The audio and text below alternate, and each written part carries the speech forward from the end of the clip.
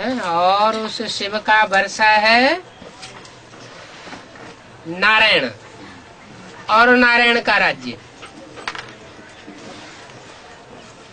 तो नारायण वर्षा प्राप्त करके नारायण जैसा बनना है। और बनना कैसे है? जब शिव सुप्रीम सोल बाप जो प्रैक्टिकल में इस सृष्टि पर आया हुआ है, किसमें? नारायण बनने वाले में।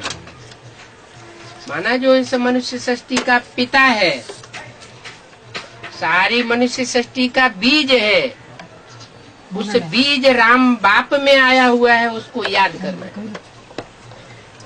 तो बाप को याद करना है और वर्षे को याद करना है। माना उस प्रैक्टिकल साकार स्वरूप में हमारा शिव सुप्रीम सोल आत्माओं का बाप भी है, और वो जिसमें आया हुआ है वो विश्वपति विश्व पिता हमारा वर्षा भी है। और कोई को याद करने से कुछ भी नहीं मिलेगा। क्या क्या कहा?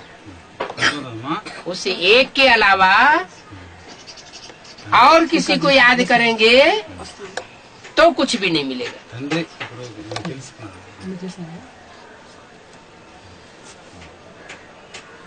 मनुष्य भक्ति मार्ग में तो बहुतों को याद करते हैं, वो तो बेविचारी याद हो जाती है। बहुतों की याद करते हैं, बहुतों का ज्ञान सुनते हैं तो बेविचारी ज्ञान हो जाता है। एक से ज्ञान सुनेंगे तो अब बेविचारी ज्ञान होगा, एक से सदगति और अनेक मनुष्य गुरुओं से दुर्गति होती है। तो उस एक जो ऊंच से ऊंच है उसको पहचानना बहुत जरूरी है। और उसकी पहचान के लिए कोई दूसरे की सुनी सुनाई बात पर विश्वास नहीं करना। वो बाप कहता है कि मैं खुद आता हूं अपना परिचय देने के लिए, मेरे सिवाय मेरा परिचय कोई दे ही नहीं सकता। मैं जो अपना सत्य परिचय दूंगा और दूसरा कोई मेरा जो परिचय देगा उसमें मिक्सचरिटी होगी। मैं तुम बच्चों को बताता हूं कि मैं तुम्हारा बाप आया हुआ हूं। पहले पहले किस रूप में आता है? बाप बाप के रूप में नहीं आता। दुनिया में भी जो बच्चे पैदा होते हैं वो पहले बाप को पहचानते हैं या माँ को पहचानते हैं? किसको पहचानते हैं? माँ को पहचानते हैं। तो सुप्रीम सोल बाप भी सृष्टि पर आता है और आकर के ज्ञान का बीज बोता है। जिस समय ज्ञान का बीज बोता है कोई को पता नहीं कि बाप कौन है। माता में ज्ञान का बीज बोया जाता है। माँ जाने बाप जाने, इसके अलावा और कोई को पता नहीं पड़ता। यज्ञ के आदि में भी ऐसे हुआ। ब्रह्मा दादा लेखराज को जब साक्षात्कार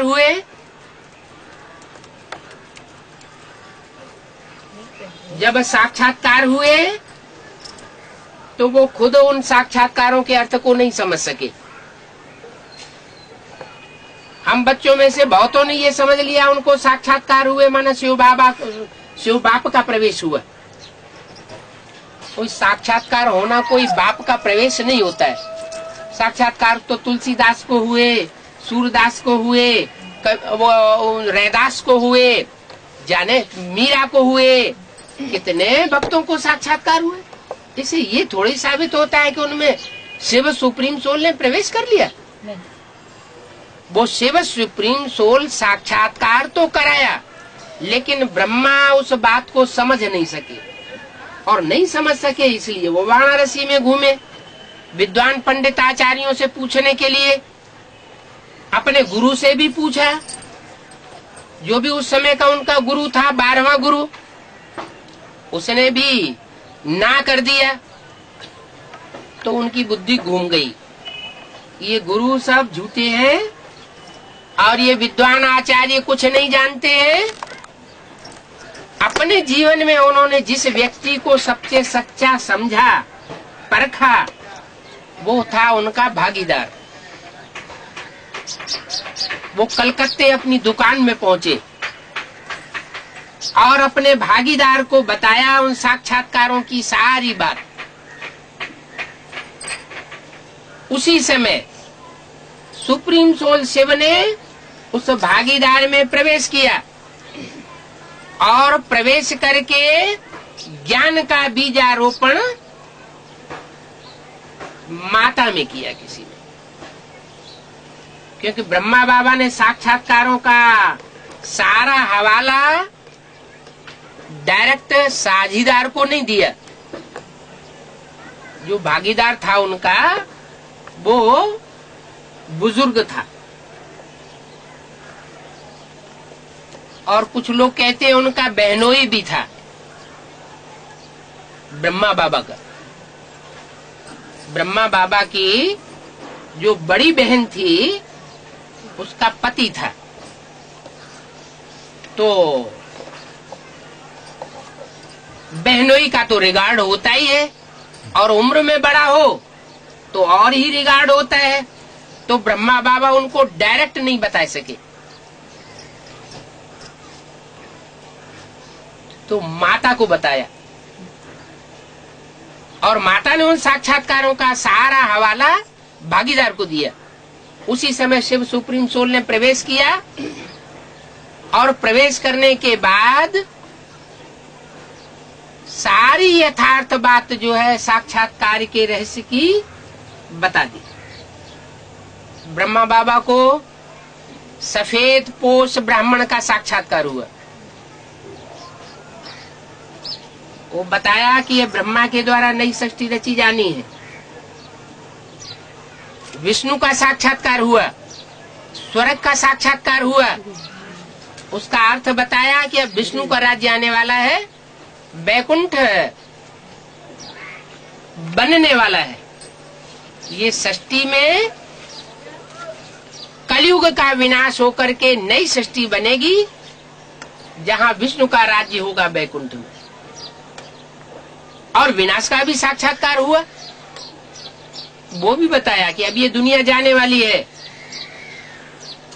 दुनिया नष्ट होने से पहले हर एक मनुष्य आत्मा को अपना अपना पुरुषार्थ करना है। तो उस समय ब्रह्मा बाबा को ये साक्षात्कार हुए थे, और तो किसी को हुए नहीं थे। तो उनको प्रैक्टिकल अनुभव था, इसलिए उस ज्ञान को उन्होंने अच्छी तरह से पकड़ लिया। और सिंध हैदराबाद में वापस आने के बाद दुनिया से उनकी विरक्ति हो गई और सत्संग चालू कर दिया। सत्संग में वही ओम की ध्वनि का उच्चारण हुआ। शास्त्रों में भी लिखा है कि ब्रह्मा के मुख से पहला शब्द निकला ओम। आ ओ मा। आ माने ब्रह्मा, ओ माने विष्णु, मा माना महेश। सुप्रीम सोल शिव भी जब इस सृष्टि पर आता है तो 3 मूर्तियों के साथ आता है। ब्रह्मा माना जिस माता के द्वारा उन साक्षात्कारों की बात को सुनाया गया और सुना गया पहली बार, वो ब्रह्मा। और कोई दूसरी भी माता थी जो साथ में थी, उसने सुना भी और साथ साथ अंदर से कुछ समझा भी। और तीसरा व्यक्ति तो वो जो सुनाने वाला था, जिसमें सुप्रीम सोल शिव ने प्रवेश किया, क्योंकि शिव शंकर में ही प्रवेश करता है। विष्णु और ब्रह्मा में प्रवेश करके बाप के रूप में पार्ट नहीं बजाता है। ज्ञान का बीजारोपण राम बाप के द्वारा होता है। कृष्ण तो बच्चा है, बच्चा बुद्धि के द्वारा बीजारोपण की बात ही नहीं। तो सन 36 की ये बातें हैं। सन 36 में तीनों मूर्तियां सामने थी। राम बाप, जिसमें शिव सुप्रीम सोल प्रवेश करता है मुकर्रर रूप से, आदि में भी प्रवेश किया था और अंत में भी संसार के सामने प्रत्यक्ष होता है। वो है मुकर्रर रथ। राम बाप जो शंकर के रूप में संसार में प्रत्यक्ष होता है, और दूसरी वो मूर्ति जो लव और ला में बैलेंस रखने वाली है, विष्णु।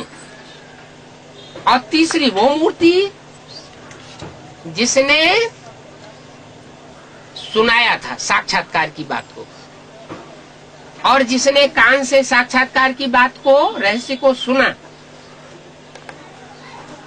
तो सुनने सुनाने का फाउंडेशन ब्रह्मा माता के द्वारा हुआ। बाद में उस माता ने दादा लेखराज ब्रह्मा को उनके साक्षात्कारों के रहस्य की बात सुनाई दी। तो ब्रह्मा बाबा को तो बहुत खुशी हुई, क्योंकि सिंध हैदराबाद में अपने गुरु से पूछा, उसने भी नहीं बताया। वाराणसी में जाकर के गुरुओं से पूछा, महंतों से पूछा, सबने ना कर दिया। और जो बात उन्हें चाहिए थी वो अपनी दुकान के भागीदार से मिल गई।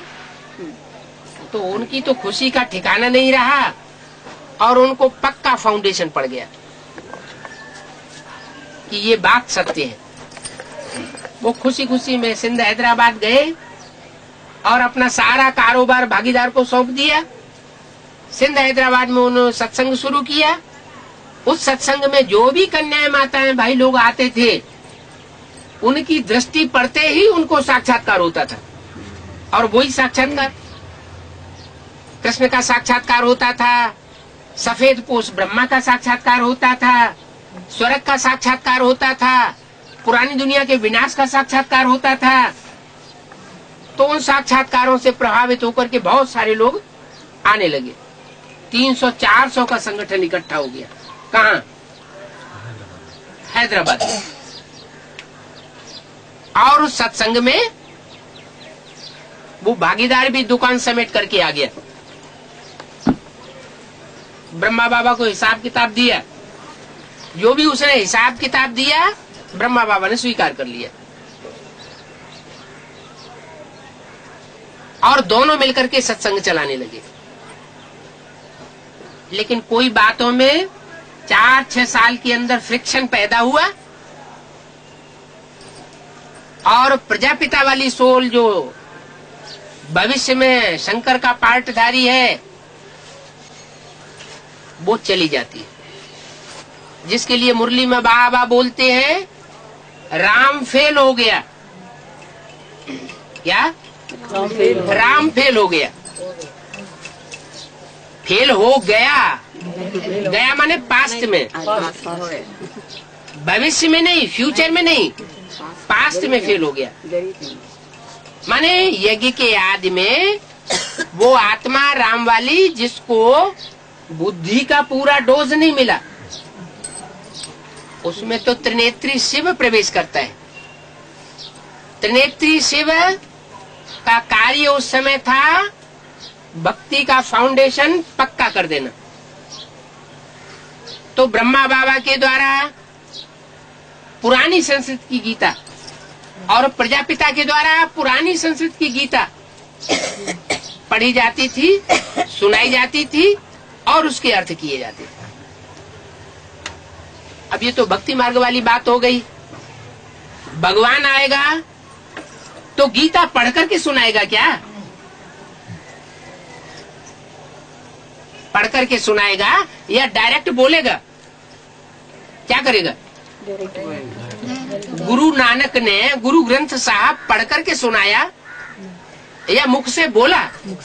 मुख से बोला। क्राइस्ट ने बाइबल पढ़ करके सुनाई या डायरेक्ट मुख से बोली? डायरेक्ट मुख से बोली। तो ऐसे ही आदि में ज्ञान का फाउंडेशन नहीं था, साक्षात्कारों का फाउंडेशन था। भक्त लोगों को साक्षात्कार प्रिय होते हैं। जो भक्त आत्माएं होती है वो ज्ञान की गहराई में ज्यादा जाना पसंद नहीं करती है, और भक्ति भावना माताओं में ज्यादा होती है या भाइयों में ज्यादा होती है? माताओं में भक्ति भावना ज्यादा होती है, भाई बुद्धिवादी होते हैं। तो यज्ञ के आदि में वो यज्ञ पिता जिसके द्वारा ज्ञान का फाउंडेशन ब्रह्मा के बुद्ध रूपी पेट में डाला गया था, वो छोड़ गया, क्योंकि उसे बुद्धि का पूरा डोज नहीं मिला। वो आत्मा चले जाने के बाद उनके पीछे पीछे जितने भी थे उनके फॉलोअर, जिनको कहते हैं शैव संप्रदाय, शिव से निकलते हैं शैव संप्रदाय, वो चले गए। और कौन कौन रह गए? विष्णु रह गया और वैष्णव संप्रदाय वाले रह गए, जो भी साक्षात्कार करके आए थे उस समय। ब्रह्मा रह गए और ब्रह्म समाजी रह गए। तीन संप्रदाय बहुत मुख्य हुए हैं भारत में। शिव से निकले हुए शैव संप्रदाय, विष्णु से निकले हुए वैष्णव संप्रदाय और ब्रह्मा से निकले हुए ब्रह्म समाजी। तो वैष्णव संप्रदाय रह गए, ब्रह्म समाजी रह गए, और उनके द्वारा ये सत्संग चलता रहा। थोड़े समय के बाद जो वैष्णव संप्रदाय थे उनका मुखिया विष्णु का जो मुख्य पार्टधारी आत्मा थी, वो दोनों यज्ञ माताएं, वो भी चली गई। जिनके लिए मुरली में बोला था, ऐसी अच्छी अच्छी बच्चियां जो मम्मा बाबा को भी दिल सिखाती थी। मम्मा बाबा बना ब्रह्मा बाबा, दादा लेखराज और ओम राधे जगदम्बा सरस्वती। ऐसी अच्छी अच्छी बच्चियां जो मम्मा बाबा को भी दिल सिखाती थी, टीचर बन करके बैठती थी। हम समझते थे ये तो बहुत अच्छा नंबर माला में आवेंगी, वो भी गुम हो गई। तो राम वाली आत्मा, राम के फॉलोअर, और वो वैष्णो देवी का पार्ट बजाने वाली, महालक्ष्मी का पार्ट बजाने वाली आत्माएं, वो चली गई। कौन रह गए? ब्रह्मा बाबा और ब्रह्मा के फॉलोअर्स, ब्रह्म समाजी रह गए। उसके बाद कराची से ये सारा संगठन उखड़ करके माउंट आबू में आ गया, और माउंट आबू में इन्होंने बड़ा मकान लेकर के सत्संग शुरू कर दिया। पहले 2-3 साल वहीं जंगल में, पहाड़ों में, उस मकान में रहे। बाद में बच्चों की थोड़ी परीक्षा ली गई, तो बाबा ने अचानक ढोढा और रोटी, माना छाछ और बाजरे की रोटी खिलाना शुरू कर दी बच्चों को। तो बच्चों ने समझा कि 300-400 की ये बारात, इसको बाबा इतने सालों से परवरिश करते चले आ रहे हैं, और बाबा के पास जो जवाहरात का पैसा था, लखपति थे ना, वो सब खलास हो गया। अब इनके पास कुछ रहा नहीं, तो कुल बुलाने लगे, परेशान होने लगे।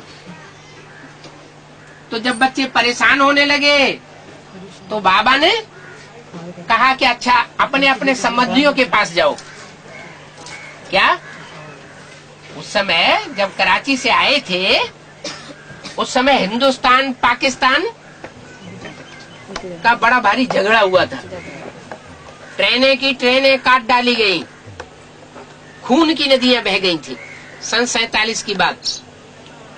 और सन 47 के बाद 3-4 साल तक भी वहां कराची में रहे 300-400 ये कन्याएं माताएं भाई लोग। उसके बाद सन 50-51 में माउंट आबू आए थे, वहां भी 3-4 साल टिके रहे। उसके बाद ये परीक्षा ली गई बाजरे की रोटी और छाछ खिलाने की।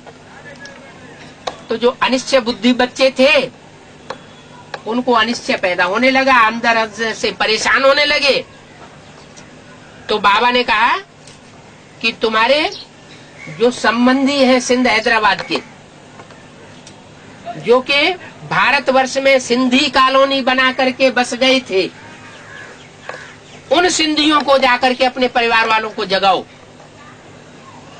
उनको जाकर के ये ज्ञान सुनाओ जो ब्रह्मा मुख से तुमको सुनाया जा रहा है।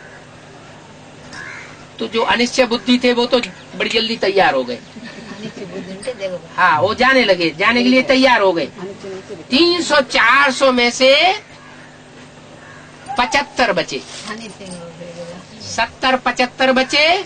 और बाकी सब अलग अलग शहरों में जो सिंधी कॉलोनियां बनी हुई हैं, ऑल इंडिया में सिंधी लोग जो आए थे ना, वो शहरों में बस गए। उनका सिंधी कॉलोनियां सरकार ने बना दी थी, तो वो अपने अपने घर परिवार में चले गए। 70-75 जो बचे उनको लेकर के फिर ये यज्ञ चलता रहा। बाबा ने देखा कि अब ये निश्चय बुद्धि बच्चे हैं, तो उनके लिए उन्होंने सेवा का ठिकाना बनाया। और सबसे पहले कमला नगर सेंटर दिल्ली का, वहां पर एक मकान लेकर के किराए पर और आश्रम शुरू कर दिया। उसके बाद कानपुर में, जालंधर में, चंडीगढ़ में, बंगलौर में, अलग अलग शहरों में, हैदराबाद में, यहाँ आश्रम खुलने लगे। और बाबा रोज, ब्रह्मा बाबा रोज वाणी चलाते थे। वो खुद ये नहीं समझ सके कि ये वाणी माँ के रूप में चलाई जा रही है या बाप टीचर सतगुरु के रूप में चलाई जा रही है।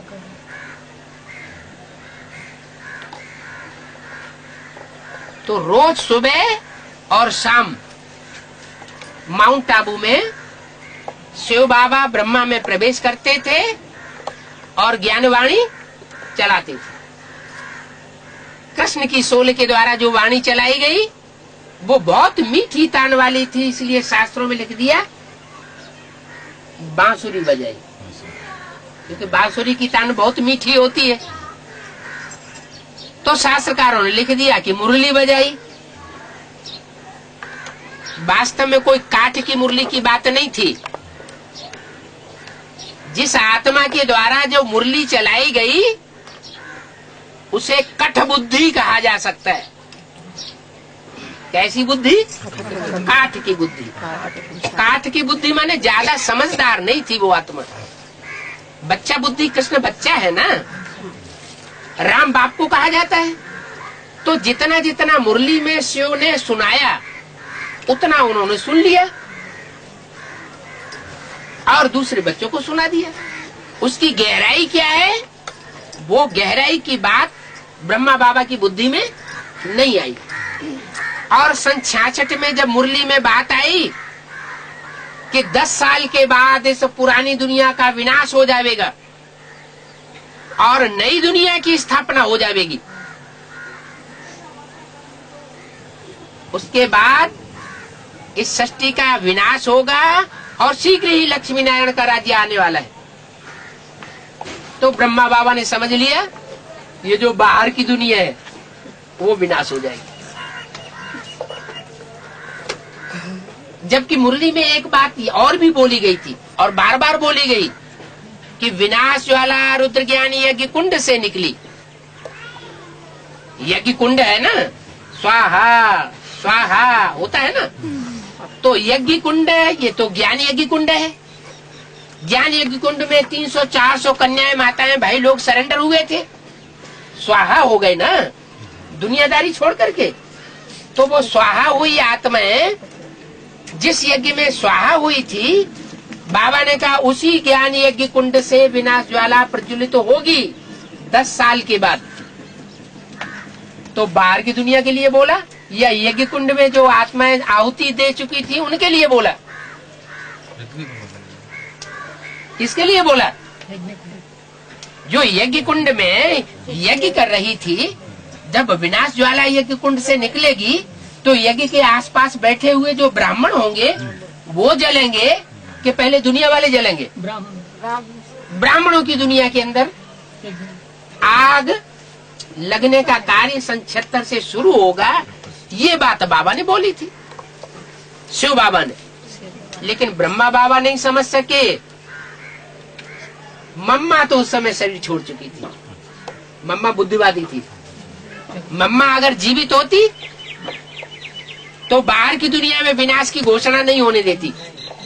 ये जो चित्र है ना, इन चित्रों में भी विनाश की घोषणा लिखी हुई है उस समय की। आने वाले 10 वर्षों में भारत से भ्रष्टाचार और विकार का अंत होने वाला है और लक्ष्मी नारायण का राज्य आने वाला है। सीढ़ी के चित्र में भी विनाश की घोषणा लिखी हुई है नीचे, वहां भी 10 साल की बात लिखी हुई है। तो न समझने के कारण बाहर की दुनिया में जो घोषणा कर दी गई वो गलत घोषणा हो गई। बच्चे भी यही समझते रहे, ब्राह्मण बच्चे, कि सन 76 में दुनिया का विनाश हो जाएगा। लेकिन जब 76 आया तो बाहर की दुनिया का विनाश नहीं हुआ। तो ब्राह्मण बच्चों को संशय पैदा हुआ। बहुत ढेर ऐसे बच्चे थे जिन्होंने अपना तन मन धन सब स्वाहा कर दिया था, जमीन जायदाद बेच करके भी यज्ञ में अपनी प्रॉपर्टी लगा दी थी, और जब विनाश न हुआ तो उनको निश्चय उखड़ गया। दूसरी तरफ क्या हुआ? वही राम वाली आत्मा जो यज्ञ के आदमी छोड़ के चली गई थी, वही वैष्णो देवी वाली आत्मा, महालक्ष्मी का पार्ट बजाने वाली 2 माताएं, वो भी यज्ञ में आ गई। मम्मा के शरीर छोड़ने के बाद वो दोनों शेरनी शक्तियां आ गई। इधर ब्रह्मा बाबा का शरीर छूटा 69 में, और उनके शरीर छोड़ने के बाद, कृष्ण की आत्मा थी ना, उसके शरीर छोड़ने के बाद राम वाली आत्मा यज्ञ में आ जाती है। जंगल कभी शेर के बगैर नहीं होता। शेर जंगल का राजा जैसे माना जाता है ना अपनी भारतीय परंपरा में, इसीलिए नोटों में, स्टाम्प पेपर्स में 3 शेर दिखाए जाते हैं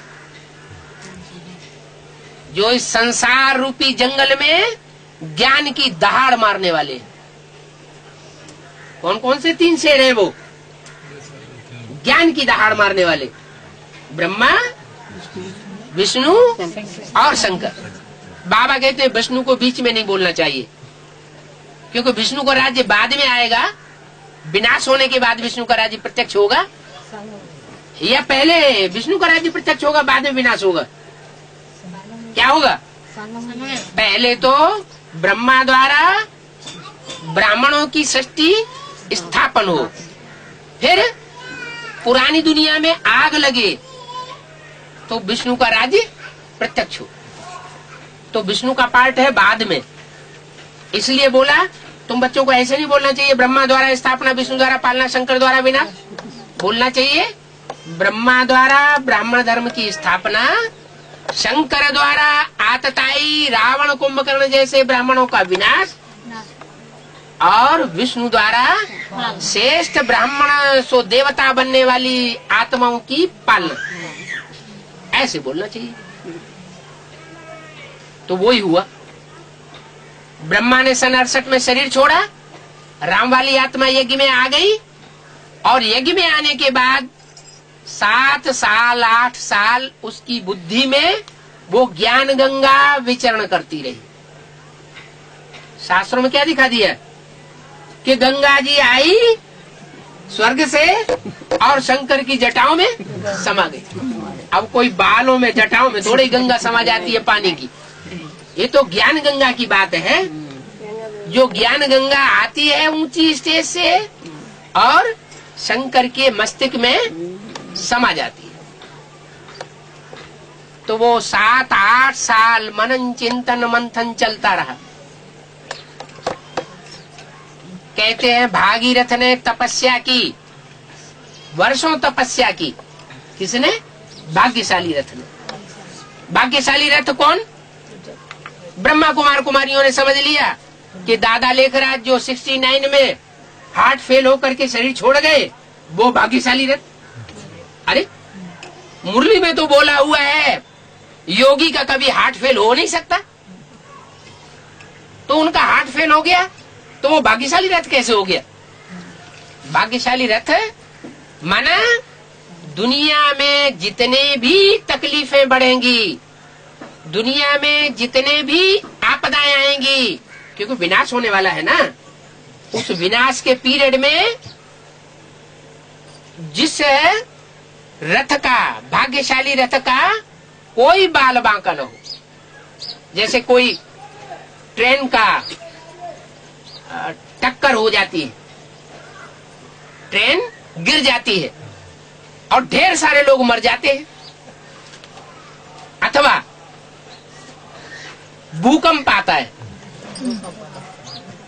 और धरती कंप आने से बिल्डिंगें गिर जाती है, जैसे गुजरात में हुआ, मद्रास में हुआ, और उन बिल्डिंगों में लोग दब करके मर जाते हैं। फिर कोई कोई ऐसे होते हैं जो मलबा हटाया तो उसमें बिल्कुल जिंदा निकलते हैं, उनका बाल बांका भी नहीं होता। तो जिसका बाल बांका भी नहीं हुआ उसको क्या कहेंगे? भाग्यशाली कहेंगे या दुर्भाग्यशाली कहेंगे? इतने मर गए, उसको भी मर जाना चाहिए था लेकिन वो बच गया, तो क्या कहेंगे? भाग्यशाली। जैसे प्रहलाद के जीवन में क्या हुआ? प्रहलाद को पहाड़ से गिराया गया, कोठरी में सर्प छोड़ दिया गया, काला सांप। ऐसे ऐसे प्रहलाद के साथ हादसे हुए। उसको होलिका जलाई गई और होलिका में बैठा दिया गया आग के अंदर, और होलिका जल गई और वो ज्यों का त्यों। तो क्या कहा जाएगा? भाग्यशाली कहा जाएगा। हिरण्यकश्यप को दुर्भाग्यशाली कहा जाएगा और प्रहलाद को और होलिका को, प्रहलाद को होलिका को, होलिका खुद जल गई माना दुर्भाग्यशाली हुई, प्रहलाद भाग्यशाली हुआ। तो ऐसे ही सुप्रीम सोल बाप यज्ञ के आदि में जिसमें प्रवेश किया था, सन 76 में उसी व्यक्तित्व में फिर प्रवेश कर जाता है। इसलिए शंकर के मस्तक में तीसरा नेत्र दिखाया जाता है, ब्रह्मा के मस्तक में शिव नेत्र नहीं दिखाया जाता। और मस्तक में चंद्रमा दिखाया जाता है। संपूर्ण चंद्रमा दिखाते हैं या अधूरा चंद्रमा दिखाते हैं? अधूरा चंद्रमा दिखाते हैं। तो वो अधूरा चंद्रमा है ज्ञान चंद्रमा ब्रह्मा। उस ज्ञान चंद्रमा ब्रह्मा के रहबरी में कीड़े मकोड़े जैसी दुखदाई आत्माएं भी माँ की गोदी में पलती रही। आज भी ब्रह्मा कुमारी आश्रम में पल रही है, लोगों से खींच खींच के पैसे निकाल रहे हैं। जैसे मुसलमानों ने क्या किया, भारतवासियों पर आक्रमण करके खींच खींच के घरों में से सारे पैसे, मंदिरों में से सारा धन लूट ले गए। तो ऐसे ही जो भोले वाले जिज्ञासु हैं, उनके बाल बच्चों की परवाह न करके उनकी बैंकों में से, उनके घरों में से सारा जेवर, सारा पैसा, सारी प्रॉपर्टी उनकी बिकवा करके सारा अपनी मुट्ठी में कर रहे हैं। बाप कहते हैं बच्चे जिन्होंने जो कुछ भी ईश्वर अर्थ किया उनको मैं बचाऊंगा, लेकिन उनको समझना चाहिए कि हमने ईश्वर को दिया, हमने किसी व्यक्ति को नहीं दिया। तो ऐसे जो अनन्य भक्त हैं उन भक्तों को भगवान आकर के भक्ति का फल ज्ञान देता है। तो सन 76 से शंकर में वो सुप्रीम सोल प्रवेश करके उन्हीं मुरलियों का जो ब्रह्मा के मुख से चलाई गई थी क्लैरिफिकेशन देता है। जैसे टीचर होता है ना, टीचर प्राइमरी स्कूल में भी सूरदास, तुलसीदास, कबीरदास की कविताएं पढ़ाता है। वो कविताएं छोटे छोटे बच्चे रट लेते हैं, अर्थ नहीं जानते। वही बच्चे जब बीए एमए में जाते हैं तो उन्हीं कविताओं का गहराई में अर्थ बताया जाता है और वो गहराई को समझ लेते हैं।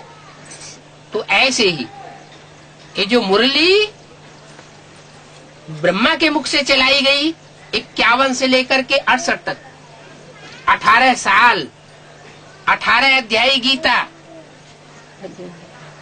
वो 18 अध्यायी गीता को सन 76 से शंकर में प्रवेश करके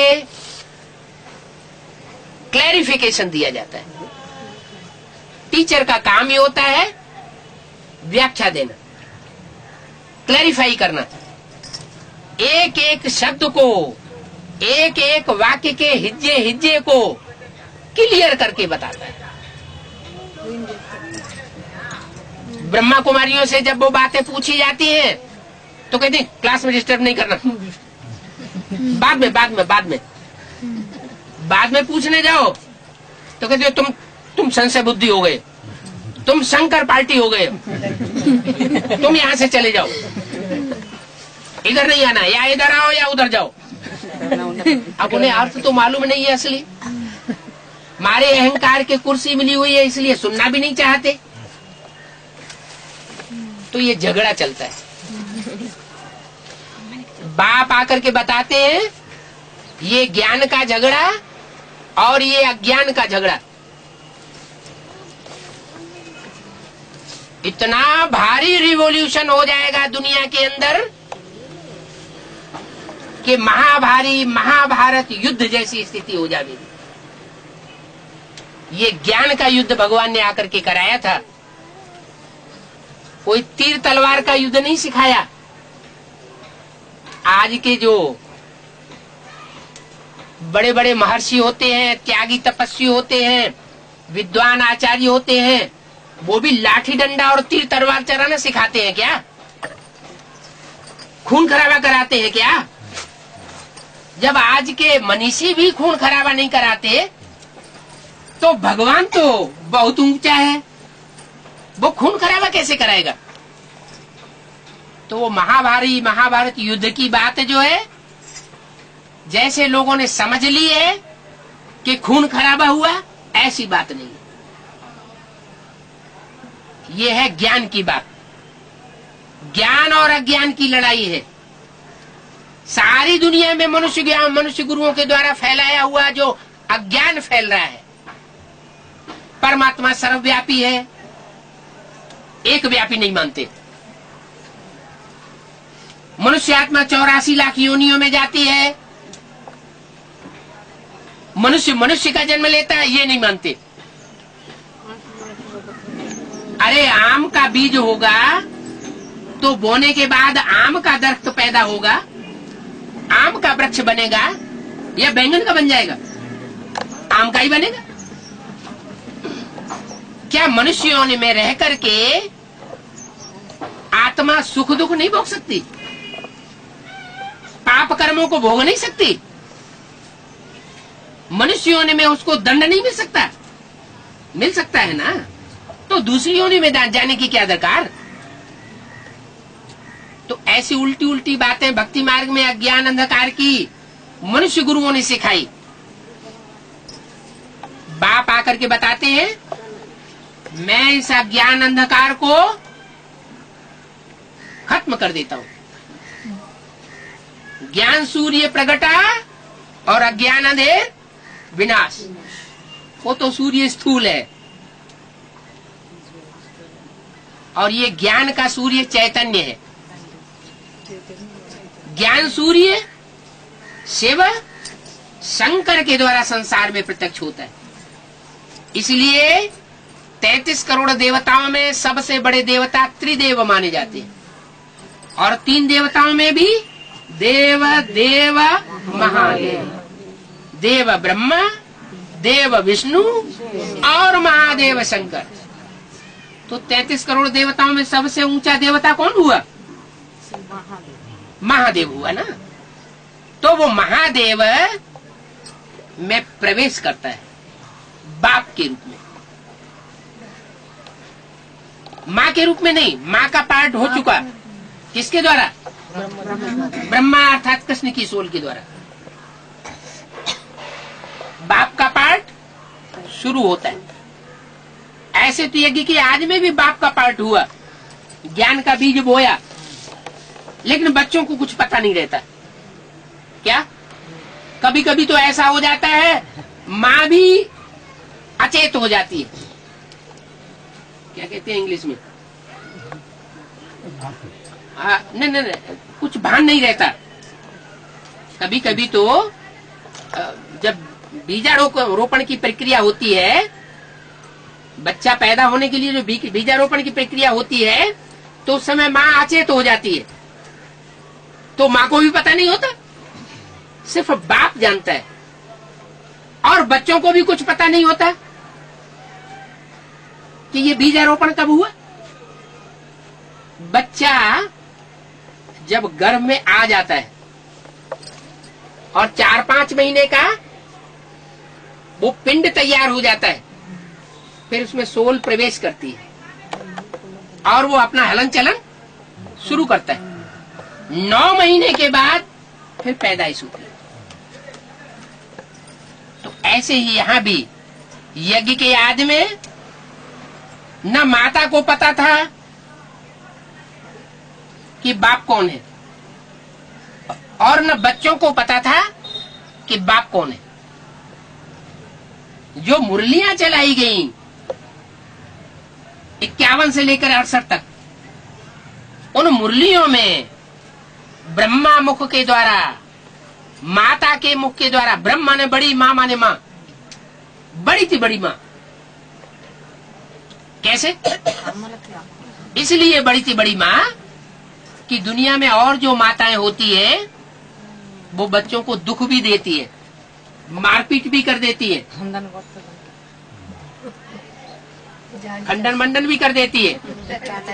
लेकिन वो बड़ी माँ, ऐसी माँ इस सृष्टि पर पार्ट बजाती है कि एक भी ब्राह्मण बच्चा ये नहीं कह सकता कि ब्रह्मा बाबा ने मेरे को दुख दिया। अभी भी जितने ब्रह्मा कुमार कुमारी हैं पुराने, कोई से भी ऑल इंडिया में जाके पूछा जाए कि ब्रह्मा बाबा ने तुमको कभी दुख दिया, तो कहेंगे नहीं। पच्छड़ माल भी क्यों न पहुंचा हो 10 मिनट के लिए बाबा के पास, वो भी कहेंगे बाबा ने हमको जितना सुख दिया उतना दुनिया में हमें किसी ने भी इतना सुख नहीं दिया, इतना प्यार नहीं दिया। तो माँ का पार्ट हुआ ना, बड़ी माँ का पार्ट ब्रह्मा। उस ब्रह्मा के मुख से जो ज्ञान की मुरली सुनाई गई, जो ज्ञान का दूध पिलाया गया, उस दूध से बच्चों की पालना हुई। अभी वो बच्चे बड़े भी तो होते हैं नंबरवार। तो 76 में कुछ बच्चे बड़े हो गए। क्या महादेव है तो महादेव को फॉलो करने वाले भी कैसे में होंगे? महान देवता होंगे या छोटे छोटे देवता होंगे? महान देवता ही होंगे। शिव जिसमें आता है, शंकर में आता है शिव, तो शंकर में शिव आता है, तो शिव और शंकर को मिलाया गया क्या कहते हैं भक्ति मार्ग? शिव शंकर भोलेनाथ। शिव ब्रह्मा में भी आया, मिलाया क्यों नहीं? शिव ब्रह्मा क्यों नहीं कहते? कोई कारण होगा ना, क्योंकि ब्रह्मा ने शिव की जितनी भी शक्तियां हैं उन सारी शक्तियों को ग्रास्प नहीं कर पाया, अपने अंदर धारण नहीं कर पाया, इसलिए शिव ब्रह्मा को नहीं मिलाते, शिव विष्णु को भी नहीं मिलाते। क्या? शिव विष्णु को भी नहीं मिलाते। किसको मिलाते हैं? शिव शंकर भोलेनाथ। शिव तो जन्म मरण के चक्र से न्यारा, वो तो जन्म मरण के चक्र में आता ही नहीं। और शंकर को तो इसी सृष्टि पर दिखाते, कहते अमोघ वीर्य है, अमर है, वो इस सृष्टि पर रह करके भी कभी मरता नहीं। इसका मतलब क्या हुआ कि शंकर वाली सोल, राम वाली आत्मा इस सृष्टि पर ही निवास करती है और जन्म जन्मांतर हीरो पाठधारी का पाठ बजाती है। सतयुग में भी, त्रेता में भी, द्वापर में भी और कलयुग में भी। हाँ, जैसे सारी सृष्टि नीचे गिरती जाती है वैसे वो आत्मा भी नीचे गिरती है, लेकिन उसके गिरने की गति और दूसरी आत्माओं के नीचे गिरने की गति में अंतर होता है। क्यों अंतर होता है?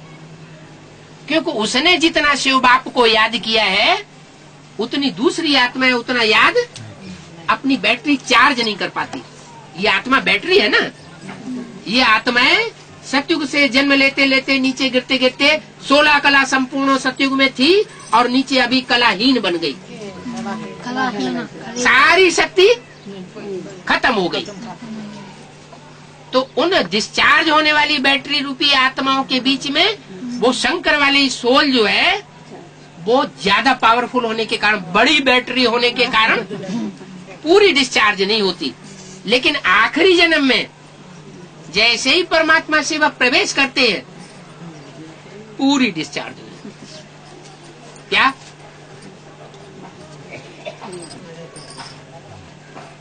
मैं बड़े से बड़े पतित कामी कांटे में आता हूँ। भगवान किस लिए आता है? ज्ञान सुनाने के लिए आता है बस। क्या ज्ञान सुना करके ब्रह्मा के मुख से ज्ञान सुना के चला जाता है? अरे काम पूरा का क्या हुआ? वो तो इब्राहिम, बुद्ध, क्राइस्ट, गुरु नानक, विवेकानंद, उन्होंने भी ज्ञान सुनाया और सृष्टि नीचे गिरती चली गई, तो फायदा क्या हुआ? बाप कहते हैं मैं और धर्म पिताओं की तरह आया राम गया राम नहीं काम करता हूँ। मैं तो इस पतित सृष्टि को, पतित दुनिया को, पतित आत्माओं को पावन बना करके जाता हूँ। क्या? जो पुरानी सृष्टि है उसको खलास करके जाता हूँ। ये काम किसी भी धर्म पिता ने नहीं किया।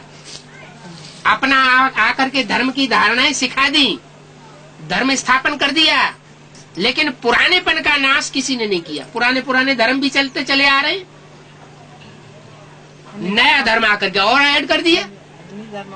जैसे कोई मकान होता है ना, तो कहीं टूट फूट हुई तो उसमें प्लास्टर कर दिया, उसको रिपेयर कर दिया। तो ऐसे ही इन धर्म पिताओं ने आकर के time to time, Ibrahim, Buddha, Christ, Guru Nanak ने सृष्टि की रिपेयरिंग की है, नया मकान नहीं बनाया। अभी वो सुप्रीम सोल आया हुआ है, कहता है बच्चे मैं रिपेयरिंग करके नहीं जाऊंगा, मैं सारी सृष्टि रूपी मकान को तुम बच्चों के लिए नया बना करके दूंगा। 5000 साल पहले भी मैं आया था, महाभारत युद्ध कराया था। ये ज्ञान का युद्ध, तीर तलवार हाथी घोड़ा का युद्ध नहीं, ये ज्ञान का युद्ध कराया था। इस ज्ञान के युद्ध में कोई मेरे महारथी हाथी रूपी बच्चे काम पुरुषार्थ कर रहे थे। कोई बच्चे इस शरीर को रथ समझ करके, अपने को आत्मा रूपी रथी समझ करके 24 घंटे श्रेष्ठ पुरुषार्थ कर रहे थे, महारथी थे। कोई बच्चे घुड़सवार थे। घुड़सवार क्या, घोड़ा क्या करता है? आगे जाता है, फट पीछे आता है। तो कभी आगे बढ़ने की स्टेज, कभी पीछे बढ़ने की स्टेज, माने कभी अप कभी डाउन। तो ऐसा पार्ट बजाने वाले बच्चे भी हैं।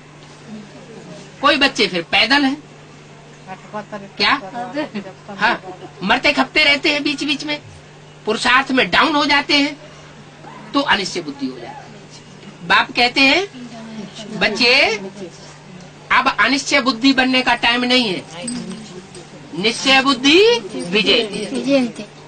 मैं आया हुआ हूँ तुमको जन्म जन्मांतर की राजाई देने के लिए। क्या जन्म जन्मांतर एक जन्म की राजाई नहीं, जन्म जन्मांतर की राजाई देने के लिए। कोई ऐसे नहीं हुए हैं गुरु या टीचर जिन्होंने जन्म जन्मांतर की राजाई सिखाई हो। राजाई तो हुए हैं ना, छोटे बड़े राजाएं देश विदेश में हुए ना, उनको राजाई करना किसने सिखाया, कब सिखाया, वो कैसे राजा बन गए? अरे डॉक्टर बनते हैं, इंजीनियर बनते हैं, टीचर बनते हैं, वकील बनते हैं, उनको कोई सिखाता है? अरे सिखाता है तो वो बनते हैं। ये राजाओं को राजाई करना किसने सिखाया? जरूर भगवान ने सिखाया। भगवान आकर के राजयोग सिखा करके राजाई दे रहा है, बच्चों को बता रहा है, बच्चे तुम अभी तो पढ़ लिख करके नौकर बनते हो। नौकर माने दास दासी। मैं तुमको दास दासी बनाने नहीं आया हूँ, क्या मैं तुमको राजाओं का राजा बनाने के लिए, राजा को राजा बनाना। हाँ, तो अब जन्म जन्मांतर की जो राजाई है वो नहीं लेंगे क्या? है? अच्छा पुरुषार्थ नहीं करेंगे क्या? अरे पेट के लिए माथा मारना, ये तो कीड़े मकोड़े पशु पक्षी सारों का यही धंधा है। और जन्म जन्मांतर से सब यही धंधा करते चले आए। क्या पेट के लिए 2 रोटी चाहिए और भी कुछ चाहिए? 2 रोटी मिलती रहे आदमी जिंदा रहेगा। हाँ, अभी क्या करना है?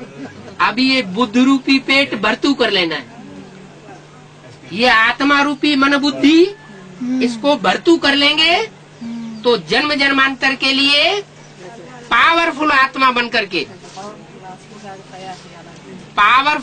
बनकर के सुखी रहेंगे। क्या पावर होती है, शक्ति होती है, तो क्या होता है रिजल्ट? सुख भोगा जा सकता है। अगर शक्ति नहीं है, पावर नहीं है, कोई भले अरबपति करोड़पति के घर में जाके जन्म ले ले और शरीर से लुंजुम पुंजुम पैदा हुआ है, तो वो अरबपति और करोड़पति के करोड़ और अरब का सुख ले सकेगा? नहीं ले सकेगा ना। तो ऐसे ही ये आत्मा जो मन बुद्धि है, ये जब कमजोर हो जाती है अनेक जन्म लेते लेते, तो उससे सुख नहीं भोगा जा सकता। देखा जाता है बहुत रईस लोग पड़े हुए हैं, बड़े पहलवान पड़े हुए हैं, अब घड़ी घड़ी में नाराज हो जाते हैं, आग बबूला हो जाते हैं, उनको लोभ भी आता है, अहंकार आता है, छोटी छोटी सी बातों में महाकामी बन जाते हैं, अपने को रोक नहीं पाते, दुनिया में भले बेइज्जती हो जाए। बाप कहते हैं बच्चे अब मैं तुम्हें शक्ति देने आया हूँ। मुझे कहते हैं सर्वशक्तिवान। मैं सर्वशक्तिवान आकर के तुम बच्चों को मास्टर सर्वशक्तिवान बनाता हूँ। अभी जो पाना है सो पालो, फिर किसी जन्म में नहीं आऊंगा। वो शास्त्रों में लिख दिया है मनुष्य गुरुओं ने, संभवामि युगे युगे, मैं हर युग में जन्म लेता हूँ। अरे ये तो झूठी बातें लिख दी। सत्युग में तो होता ही सत्य का राज्य। वो सत्य के राज्य में जहाँ 16 कला संपूर्ण मनुष्य होते हैं, वहां मुझे आने की क्या दरकार? मैं कब आता हूँ? मैं तो तब आता हूँ जब ये सृष्टि कलाहीन हो जाती है। चंद्रमा की 16 कलाएं होती है ना, तो 16 कला माने पूरा चंद्रमा, और कलाहीन माने लीक जाके बचती है, अंधेरा ही हो जाता है पूरा चंद्रमा। तो जब आत्मा में से सारी रोशनी खत्म हो जाती है, तब मैं इस सृष्टि पर आकर के तुम आत्माओं को 16 कला संपूर्ण पूरी रोशनी वाला बनाता हूँ। देवताओं के नेत्र कैसे दिखाए जाते हैं? बड़े बड़े नेत्र दिखाए जाते हैं देवताओं के। और अभी हमारे नेत्र कैसे हो गए? अंदर घुस गए। आज से 400 साल पहले महाराणा प्रताप की जो तलवार है, जो म्यूजियम में रखे हुए, हम लोग उठा नहीं सकते, और वो तलवार उठा करके लड़ाई लड़ते थे। अकबर को जीत लिया है, अकबर उसका कुछ भी नहीं बिगाड़ पाया। तो कितने बलिष्ठ लोग थे। आज के लोग 300-400 साल के अंदर ज्यादा से ज्यादा 8-10-12 जन्म लिए होंगे, तो शरीर छोटे छोटे टिर्री हो गए, गाल सूख के चिपट्टी हो गए, एवरेज एज घट गई। बाबा कहते हैं, बच्चे मैंने सतयुग में तुम्हें 150-200 साल जीना सिखाया। वो आयु त्रेता में घट करके 125 साल रह गई जन्म लेते लेते। द्वापर में आते 60-70 साल रह गई एवरेज एज, और कलयुग में आकर के अब 25-30 साल रह गई औसत आयु। अब मैं फिर से तुमको दीर्घायु बनाए रहा हूं। शरीर तुम्हारे कंचन काया बन जावेंगे। इसी जन्म में कंचन काया बना के जाऊंगा। ऐसे नहीं कि ज्ञान यहाँ लूं, पढ़ाई यहाँ पढ़ाऊं, और अगले जन्म में जाकर के तुम कंचन काया देवता बनेंगे। नहीं, मैं यही तुमको नर से पढ़ाई पढ़ाकर नारायण बनाता हूँ। नारी को पढ़ाई पढ़ा करके नारी से नारायणी बनाता हूँ। ब्रह्मा कुमारियाँ क्या कहती हैं? वो तथाकथित ब्रह्मा कुमारियाँ पढ़ाई पढ़ाने, भगवान पढ़ाने आया हुआ है। पढ़ाई पढ़ते रहो। जैसे भक्ति मार्ग में गुरु लोग कहते हैं, अरे जन्म जन्मांतर पुरुषार्थ करते रहो, कोई न कोई जन्म में देवता बन ही जाओगे। अरे ये क्या बात हुई? अरे डॉक्टर की पढ़ाई हम यहाँ पढ़ रहे हैं, डॉक्टर की पढ़ाई यहाँ पढ़े, और कोई कहे तुम यहाँ पढ़ाई पढ़ो डॉक्टर की, अगले जन्म में तुम्हें डॉक्टर बना देंगे, सर्जन बना देंगे। तो कोई बनने के लिए तैयार होगा? कोई नहीं तैयार होगा। अरे ये तो प्रैक्टिकल भगवान की पढ़ाई है। वो रास्ता ऐसा बता रहा है जिस रास्ते से तुम ऊर्ध्व रेता बन जावेंगे। ऊर्ध्व रेता का मतलब ये है कि शारीरिक सुख भोगते समय स्त्री और पुरुष की जो शक्ति नीचे क्षीण हो जाती है, वो शक्ति मस्तक में चढ़ना शुरू हो जाएगी। उसको कहते हैं अमोघ वीर्य। शंकर के लिए क्या गायन है? शंकर जी के लिए अमोघ वीर्य थे। उनका वीर्य कभी नीचे नहीं जाता था। वो तो उस समय की बात थी जब शिव ने उनमें प्रवेश किया, लेकिन वो हमको भी सिखा के जाता है। वो प्रक्रिया, वो राजयोग की क्या प्रक्रिया है जिसको मनुष्य गुरु लोग बेवकूफ बना करके कहते हैं कुंडलनी शक्ति जागृत करना। ये चक्र, वो चक्र, अष्ट चक्र, ये चक्र जागृत हो जाएंगे, ऐसा हो जाएगा, वैसा हो जाएगा। होता कुछ भी नहीं। सारे ही मरते चले जा रहे हैं। सारे गुरु मर गए और चेला सत्यानाश हो गए। अभी बाप कहते हैं मैं असली शक्ति तुम्हें देने आया हूं। वो शक्ति अभी धारण कर लो, फिर किसी जन्म में तुम्हें ये प्राप्ति नहीं होगी। एक ही जन्म में आकर के मैं पढ़ाई पढ़ाता हूं। ऐसे नहीं कि सतयुग में हिरण्यकश्यप के रूप में आया, त्रेता में राम के रूप में आया, द्वापर में कृष्ण के रूप में आया।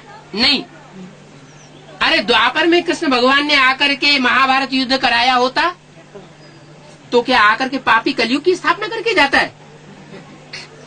अरे भगवान पापी कलयुग की स्थापना करेगा? वो तो पुण्यात्माओं की दुनिया स्थापन करके जाता है, पापात्माओं की दुनिया खलास करके जाता है। गीता में पहले ही श्लोक में लिखा है क्या? धर्म संस्थापनार्थाय संभवामि युगे युगे। अधर्म का नाश करने के लिए आता हूँ, धर्म की स्थापना करने के लिए आता हूँ, साधुओं का उद्धार करने के लिए आता हूँ। विनाशाय च दुष्कृतम, जो दुष्कर्म करने वाले हैं उनको विनाश करके जाता हूँ। सतयुग में दुष्कर्म करने वाले कोई नहीं होंगे। ये तो शास्त्रों में झूठी बातें लिख दी है कि भगवान कृष्ण द्वापर में आए। अरे द्वापर में नहीं आए, भगवान आता है कलयुग के अंत में। और जब कलयुग के अंत में आता है संगम में, तो संगम में चारों युगों की शूटिंग कराता है, रिहर्सल। जो द्वापर युगी रिहर्सल होती है, उस द्वापर युगी रिहर्सल के अंत में जिस तन में मुकर्रर रूप से प्रवेश करके पार्ट बजाता हूँ, उसमें कृष्ण की सोल चंद्रमा के रूप में प्रवेश करके पार्ट बजा रही है। वो कृष्ण की सोल सन 98 में जेल में डाल दी जाती है, और जेल में से उसकी पैदाइश होती है, प्रत्यक्षता रूपी जन्म होता है।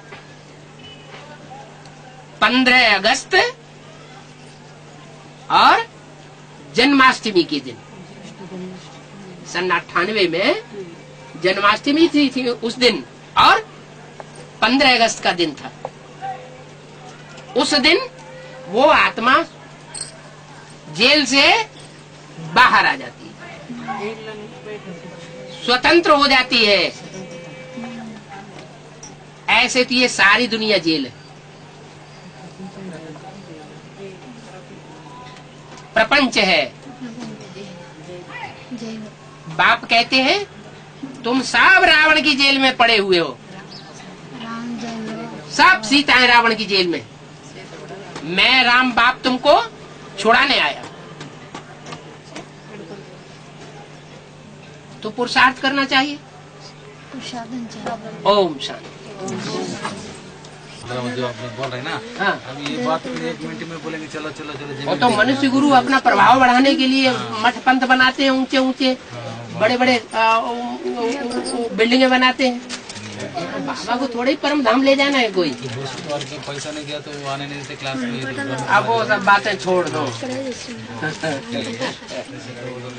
ऐसे वो इन लोग आ गए थे, जो इन लोग पहले आ रहे थे हफ्ता हफ्ता मांग रहे थे, ऐसे नहीं थे। बाबा का वाणी मुरली में तो बोला मांगने से मरना वाला। मांगने से मारना। हाँ, फिर मर जाओ। इन लोग इधर आ गए, फिर हैं? इन लोग जाते थे क्लास में। हाँ, तो बोलता भोग के लिए पैसे दो, पैसे दो। भोग के लिए पैसे, भोग लगाना क्या? वो भोगता है क्या? भोगता है। ठिकाना चाहिए है। लोकल में जब तक आप उनको ठिकाना नहीं देंगे तो वो चल नहीं पाएंगे, है ना। आदमी की बुद्धि को चाहिए ठिकाना, बुद्धि कहाँ बैठाए। पहले तो किसी को संदेश दे करके उसको वो ठिकाना बताओ, देखो यहाँ गीता पाठशाला चल रही है, यहाँ आकर के आप समझिए दे रहे। आप एक बार संदेश देंगे, चले जाएंगे, दोबारा उनको कहाँ जाए अगर जाना चाहते हैं। आप तो आपके घर में तो है नहीं गीता पाठशाला, आपकी युगल नहीं चल रही अभी, है ना, युगल ज्ञान में नहीं चल रही है।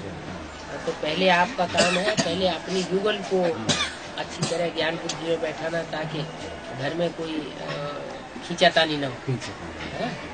पहले घर स्वर्ग बने, सुखमय बने, फिर उसके बाद मोहल्ले वालों को, पड़ोसियों को संदेश देना चाहिए, गांव वालों को, एरिया वालों को, जनपद वालों को, डिस्ट्रिक्ट वालों को। ना सूर्य जब उदय होता है तो पहले आसपास रोशनी करता है, और दीपक जो होता है उसके नीचे अंधेरा रहता है। तो दीपक की रोशनी वाला थोड़ा ही बनना है। అదేనా దీపము అందరికి వెలిగిస్తుంది, కింద నీడ ఉంది కదా, ఆ మాదిరి ఫస్ట్ ఇంట్లో ఉండాలి అందరూ. వాళ్ళకు కూడా చెప్పమంటారు, వాళ్ళకి చెప్పి వాళ్ళు అర్థం చేసుకుంటే ఏమే మీకు కష్టం ఉండదు, అందరూ తెలుసుకుంటే బాగుంటుంది అంటారు. अभी चिंता नहीं करना, बस आपको एक बार संदेश देना है, आपको एक बार 2 बार उनको बता देना है, और आगे चल करके चारों तरफ से आवाज निकलेगा। आगे चलते चारों तरफ से आवाज निकलेगा, तो जो चारों तरफ की आवाज होगी, अखबारों की आवाज होगी, रेडियो की आवाज होगी, टीवी की आवाज होगी, तो मानना पड़ेगा, कैच कर लेगा, फिर वो आपसे आगे चला जाएगा। क्या आप पीछे रह जाएंगे और वो आगे बढ़ जाएगा। इसलिए बाबा ने आपको मौका दिया है। जो भोली वाली माता है ना, और वो थोड़ा उतना बुद्धि नहीं चलाती है गहराई से, इसलिए माताओं को बाबा पहले प्रेस्क्राइब करता है, आगे बढ़ाता है। माता अपने धीरे धीरे कछुआ की चाल, टार्टाइज की चाल चलती रहती है। और फिर बाद में भाई लोग जब उड़ेंगे ना, तो बहुत सीधे से लाख पार चले जाएंगे। इसलिए चिंता मत करो, ये लड़का नहीं आता, पति नहीं आता, कोई सुनता नहीं। आप अपनी अवस्था को मजबूत बनाओ, बढ़िया है। हाँ जी, తెలుగులో చెప్పండి. తెలుగులో చెప్పండి.